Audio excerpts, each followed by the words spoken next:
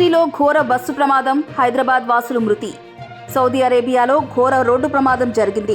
మక్కా నుంచి మదీనాకు వెళ్తున్న bus diesel ట్యాంకర్ను ఢీకొట్టడంతో మంటలు చెలరేగి 42 మంది భారతీయ యాత్రికులు మృతి చెందారు.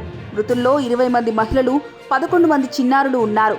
మృతుల్లో ఎక్కువ మంది హైదరాబాద్ వాసులుగా గుర్తించారు.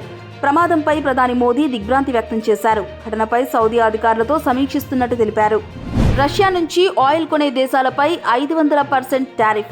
రష్యా నుంచి క్రూడ్ ఆయిల్ కొనుగోలు చేసే దేశాల కట్టడికి అమెరికా సెనేట్ కొత్త బిల్లు తెచ్చింది.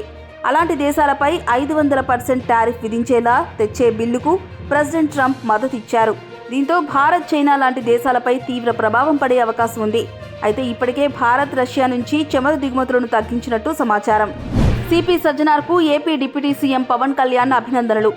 AP deputy CM Pawan Kalyan Hyderabad police commissioner సజ్జనార్ను అభినందించారు. పైరసీలో కీలక పాత్ర పోషించిన ఐబొమ్మ, బప్పం వెబ్సైట్లను నిర్వహిస్తున్న వాటిని అరెస్ట్ చేసి వాటిని మూసివేయడం స్వాగతించదగ్గ చర్యగా ఆయన ప్రశంసించారు. హైదరాబాద్ సైబర్ క్రైమ్ బృందం నిర్వహించిన ఆపరేషన్ విజయవంతమైందని, సజ్జనార్ చేపట్టిన ఈ కార్యాచరణ ఇతర రాష్ట్రాల్లో కూడా కదలిక తీసుకువచ్చిందని పవన్ కళ్యాణ్ పేర్కొన్నారు. ఆధార్ కార్డు లేకున్నా స్కూళ్లలో అడ్మిషన్లు. గుర్తింపు కార్డు లేని వలస కార్మికుల పిల్లల కోసం విద్యాశాఖ కీలక నిర్ణయం తీసుకుంది. ఆధార్, బర్త్ సర్టిఫికెట్ లేకున్నా పిల్లలకు అడ్మిషన్లు ఇవ్వాలని చెప్పింది. గుర్తింపు పత్రాలు లేవనే కారణంతో స్కూళ్లలో ప్రవేశాలను నిరాకరించకూడదని ఉత్తర్వులు జారీ చేసింది. ఇప్పటి వరకు ఆధార్, ఇతర సర్టిఫికెట్లు లేవని వలస కార్మికుల పిల్లలను స్కూళ్లలో చేర్చుకోవడం లేదు. ఈ నేపథ్యంలోనే స్కూళ్లకు ఈ ఆదేశాలు ఇచ్చింది. అలాగే టీసీ జారీ విషయంలో జాప్యం చేస్తే చర్యలు తప్పవని హెచ్చరించింది.